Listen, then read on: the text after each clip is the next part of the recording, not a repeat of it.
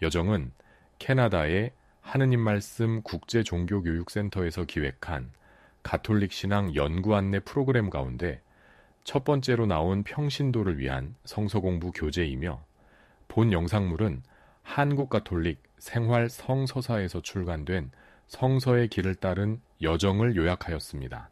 이 교재는 교회에서 보편적으로 받아들여지는 연구 결과에 바탕을 둔 표준적인 이론들과 주석을 채택하였습니다. 둘째 마당, 출애굽의 문학 유형. 목표, 출애굽 사건을 선포하는 데 이용되고 있는 세 가지 문학 유형을 분석한다. 안내의 말, 어쩌다 어떤 예기치 못한 특별한 사건에 관계하게 된 적이 있는 사람은 보는 사람에 따라서 얼마나 많은 서로 다른 설명들이 나올 수 있는지 알 것이다. 그 사건이 일어났다고 하는 사실에는 아무도 이의를 제기하지 않겠지만, 그 사건이 일어난 경위에 대해서는 보통 여러 가지 설명이 나타나는 것이다.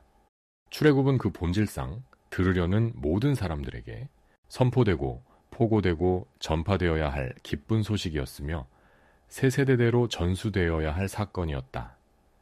이 사건은 기쁨과 감사의 노래들의 주제가 되었고, 과월절 축제가 열릴 때마다 다시 설명되었으며, 이야기꾼들은 출애굽 사건을 거듭거듭 이야기하였고, 마침내 그들의 이야기는 기록되어 여러 성소에서 예배 때 봉독하는 거룩한 말씀이 되었다. 성전이 건립되고 성전 전례가 발달되었을 때 출애굽은 분명히 예식의 일부를 형성했을 것이다. 이 백성의 신경에는 출애굽이 하느님의 중요하고 위대한 행위로 포함되었을 것이다. 출애굽기 13장 20절에서 15장 21절에 기록된 출애굽 사건은 바로 이런 자료들로부터 구성된 것이다. 출애굽이 일어난 경위를 설명하는 기사가 시가 형식과 대단히 충격적인 이야기 형식과 전래 드라마 형식, 세 가지로만 전수되고 있다는 사실은 매우 진기하다. 이제부터 우리는 출애굽에 관한 이런 문학 유형들을 고찰해 나갈 것이다. 해설, 이제 출애굽기 15장 1절에서 21절까지에서 출애굽 사건을 선포하는데 이용되고 있는 문학 유형을 분석하기로 한다. 성서기사의 최종 편집자들은 기원전 550년에서 450년 사이를 전후하여 작업을 할 때 출애굽이 기록되기 이전부터 불리어왔고, 또 여러 세기를 내려오면서 첨가되어 온 아주 유서 깊은 노래 하나를 입수하고 있었다. 이 노래 중에 가장 오래된 부분인 1절과 21절은 사건이 있었던 당시까지 거슬러 올라갈 수 있는 것들이지만, 이 오래된 후렴 부분에다 그 이후부터 성전이 건축될 때까지 일어났던 온갖 일들을 출애굽에 결부시킨 가사들이 추가되었다. 성서봉독, 출애굽 15장 1절에서 21절. 그제야 모세와 이스라엘 백성은 다음과 같은 노래를 불러 야훼를 찬양하였다. 나는 야훼를 찬양하련다. 그지없이 높으신 분, 기마와 기병을 바다에 쳐넣으셨다. 야훼는 힘있게 나를 붙드시어 나를 살려주셨다. 내 하느님이시니 어찌 찬양하지 않으랴. 나의 선조의 하느님이시니 어찌 우러르지 않으랴. 야훼는 용사, 그 이름 야훼이시다. 파라오의 병거와 군대를 바다에 쳐넣으시니 빼어난 장교들이 홍해 바다에 빠지더라. 깊은 바다가 덮치니 깊은 물속에 돌처럼 잠기더라. 야훼여, 당신의 오른손이 힘차 영광스럽습니다. 야훼여, 당신의 오른손이 원수를 짚으셨습니다. 무서운 힘으로 당신은 적수를 꺾으셨습니다. 불타는 분노로 당신은 원수를 검불처럼 살라버리셨습니다. 당신의 세찬 콧김에 바닷물이 쌓였고 물결은 둑처럼 일어섰으며 바닷속 깊은 데서 물이 엉겼습니다. 원수는 장담하였습니다. 내가 그들을 따라잡아 약탈하고 내 욕망을 채우리라.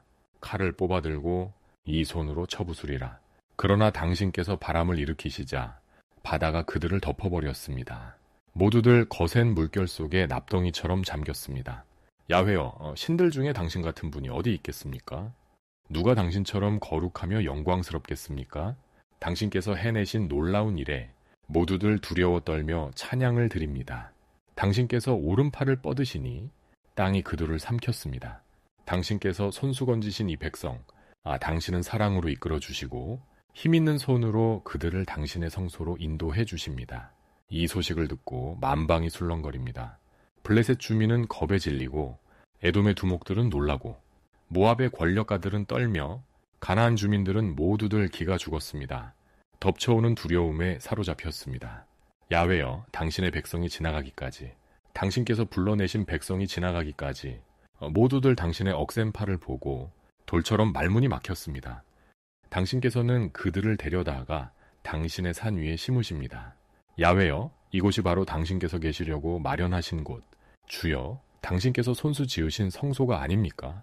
야훼만이 영원히 다스리실 왕이시여라. 파라오의 말들은 결국 기병을 태운 병거를 끌고 바닷속에 잠겨버렸다. 야훼께서는 그들 위에 바닷물을 덮으셨고 이스라엘 백성은 바다 가운데로 마른 땅을 밟고 건넜다. 아론의 누이요 여 예언자인 미리암이 소구를 들고 나서자 여자들이 모두 소구를 들고 나와 그를 따르며 춤을 추었다. 미리암이 노래를 매겼다. 야훼를 찬양하여라. 그지없이 높으신 분, 기마와 기병을 바다에 쳐넣으셨다. 성서저자들은 이 노래를 이 자리에 배치함으로써 독자들에게 출애굽의 중요한 의미를 일깨워 주고 있다. 결국 출애굽에서 시작된 일이 웅장한 성전에서 드리는 장엄한 전례들 속에서 그 결과를 보게 되는데, 이때는 하느님의 백성이 해변에서 공포에 질려 움츠리고 있던 겁먹은 노예 시절과는 사뭇 다르게 영예와 영광의 절정을 누리던 솔로몬 시대이다. 이 노래는 적을 쳐부수신 하느님의 대한 찬양으로 충만된 기쁘고 벅찬 찬미가이다. 이 노래는 에집트인들이 익사한 사실을 강조하면서 이를 다양한 방법으로 설명하고 있다. 즉 하느님이 그들을 바다에 던지셨고 그들은 돌덩이처럼 가라앉았다. 하느님이 바람을 일으키시자 바닷물이 쌓였고 다시 바람을 일으키시자 바다가 에집트인들을 덮어버렸다는 식이다.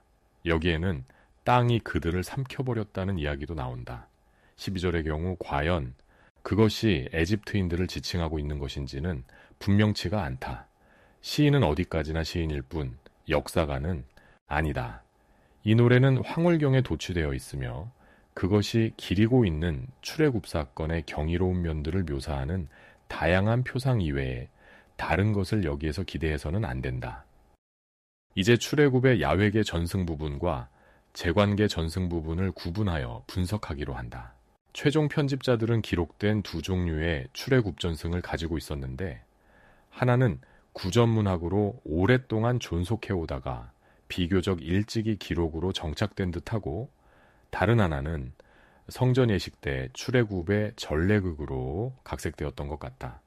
이 두 전승은 매우 오래된 것들로 하느님 백성이 아주 소중하게 여겼으며, 따라서 편집자들이 이것들을 폐기하고 새로운 기록을 만들 수는 없었다. 우리가 아는 한 이 편집자들은 분명히 새로운 문학을 창작한 사람들이 아니라 전승의 하인들이었다. 결국 자기들의 작품에다 역사적 흐름을 부여하고 싶었던 편집자들로서는 되풀이될 수 없는 단일한 사건을 전하는 두 가지 거룩한 전승들이 존재한다는 사실이 문제가 되었다. 이 두 가지 출애굽 전승을 나란히 배열할 수는 없었던 것이다. 그래서 그들은 이 두 전승을 함께 섞어 단일한 기사를 만들었다. 그러한 작업의 결과로 나온 것이 바로 출애굽기 13장 20절에서 14장 31절까지이다. 그들의 작업이 너무나도 솜씨 있게 이루어졌기 때문에 수세기 동안 그들의 교묘한 편집 방식을 알아차린 사람은 아무도 없었다. 그러다가 200년 전쯤에서 학자들은 이 편집자들의 작업 방식을 가까스로 알아냈다. 학자들이 이러한 결론에 도달하게 된 과정은 그 어떤 추리 작업 못지않게 흥미진진한 것이지만 여기에서 그것을 제시할 수는 없다. 다음 영상물에서 계속 이어집니다. 구독 신청으로 함께 해주세요.